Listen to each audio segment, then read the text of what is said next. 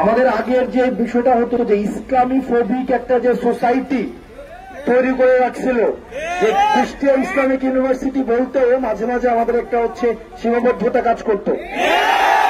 আর চাকরির ক্ষেত্রে এমনও হয়েছে ভাইবা বোর্ড থেকে কুষ্টিয়া ইসলামিক ইউনিভার্সিটিকে একটা সর্বোচ্চ মাদ্রাসা হিসাবে দেখা যাইত। আমরা নাহিদ সবই বলেছে, আমি সর্বশেষ একটা কথাই বলবো, আপনারা এখানে যারা আছে আপনারা সবাই শিক্ষিত মানুষ, আপনারা সবাই শিক্ষিত মানুষ, বিশ্ববিদ্যালয়ের পড়ুয়া, আপনারা অনেক শিক্ষার্থীকে পিছনে ফেলে আজকে আপনারা হচ্ছেন কুষ্টিয়া ইসলামিক ইউনিভার্সিটিতে পড়ছেন। আপনাদের কাছে একটা অনুরোধ করব, একটা সিটের বিনিময়ে, একটু ভালো রেজাল্টের বিনিময়ে নিজের মেরুদণ্ডটাকে বিক্রি করে দিলেন।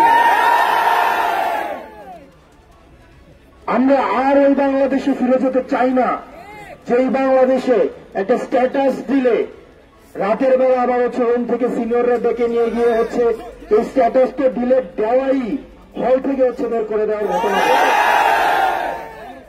আমরা এই জায়গায় সচেতন থাকবো, আপনারা ঐক্যবদ্ধ থাকবেন, আপনারা ঐক্যবদ্ধ থাকবেন, মুক্ত চিন্তার পরিবেশটা উন্মুক্ত থাকুক। আমরা প্রশ্ন করব, বিমত প্রকাশের স্বাধীনতা আমরা নিশ্চিত করব। সবাই আমার সাথে একমত হবে এটা কোনো মুখ্য না। এই যে আমরা এখানে অনেক মানুষ আছি, আমাদের আপনারা অনেক জায়গায় দেখেন আমি অনেক জোরে জোরে কথা বলি, এরে হুমকি দেই, এরে ধামকি দেই, এটা আপনারা দেখেন। আবার আপনারা আবার আরেকটা চেহারা অনেকেই চিনেন যে ক্লাসের মধ্যে আমরা কতটা ইন্টারেক্টিভ ভাবে আমরা হচ্ছে ক্লাসে কথা বলি। আমার কাছে মনে হচ্ছে আমি আবার ক্লাসে এসছি। এই যে দেখেন আপনারা যে এখানে আছেন, অনেকে টুপি পরে আছে, অনেকে হিজাব আছে, অনেকের হিজাব নাই, অনেকের মেকআপ আছে, অনেকের মেকআপ নাই, অনেকের দাড়ি আছে, অনেকের দাড়ি নাই, অনেক হচ্ছে মুরগি পছন্দ করে, অনেক হচ্ছে মাছ পছন্দ করে।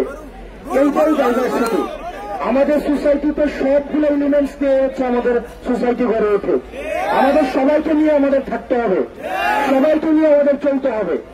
আমাদের এই যে মত পার্থক্যটা, এই মত পার্থক্যকে আমরা এন্টারটেইন করব, আমরা বিমত প্রকাশের স্বাধীনতাকে আমরা নিশ্চিত করব। শুধুমাত্র আমাদের সমাজে অ্যাক্সেস থাকবে না শুধুমাত্র ফেসিবাদ, আমাদের সমাজে অ্যাক্সেস থাকবে না আমাদের মত প্রকাশের স্বাধীনতাকে যে রুদ্ধ করতে চায় তাদের সোসাইটিতে অ্যাক্সেস থাকবে না। যারা নিকাপের যেমন স্বাধীনতা থাকবে, আবার কেউ যদি নিকাপ না করতে চায় সেটার স্বাধীনতা আমাদের সমাজে থাকতে হবে। প্রিয় কুষ্টিয়া ইসলামিক বিশ্ববিদ্যালয়ের ছাত্ররা, আপনাদের সাথে আমাদের লড়াইয়ে, আমাদের সংগ্রামে, আমাদের হচ্ছে পরবর্তী বাংলাদেশ বিনির্মাণে আপনাদের সাথে আমাদের দেখা হবে। কারণ আমরা জানি আপনাদের প্রশ্নের ঊর্ধ্বে আমরা উঠতে পারবো না। কারণ আপনারা এমন একটা প্রজন্ম, যেই প্রজন্ম আর কোন নেতা, আমরা মাঝে মাঝে বলি আমরা খুব ভুল সময় রাজনীতিতে আসছি। কারণ সেই সময় আমরা রাজনীতিতে আসছি কারণ এই সময় প্রত্যেকটা মোবাইল এক একটা মিডিয়া।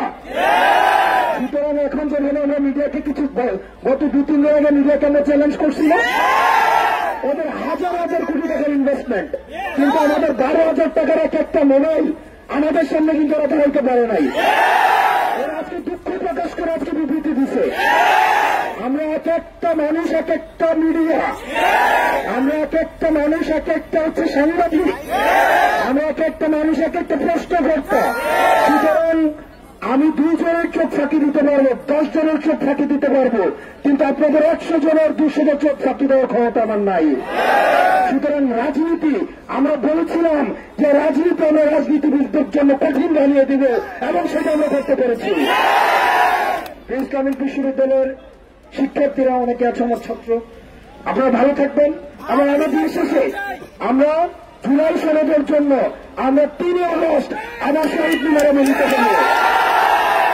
এমন সেই দিন ওই যে আমি আঙুল উঠিয়ে আমি যেইভাবে কথা বলি আর কি, এখন আমাদের আর পিছনে ফিরার কিন্তু কোনো জায়গা নাই।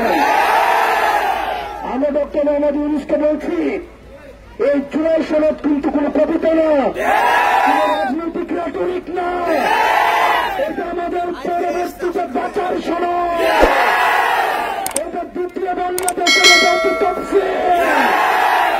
এই জুলাই সনদ অবশ্যই দিতে হবে। আমরা 3 আগস্ট ঢাকার শহীদ মিনারে আমরা মিলিত হব। আপনারা সবাই ভালো থাকবেন, সুস্থ থাকবেন। আমি আপনাদের ক্যাম্পাসের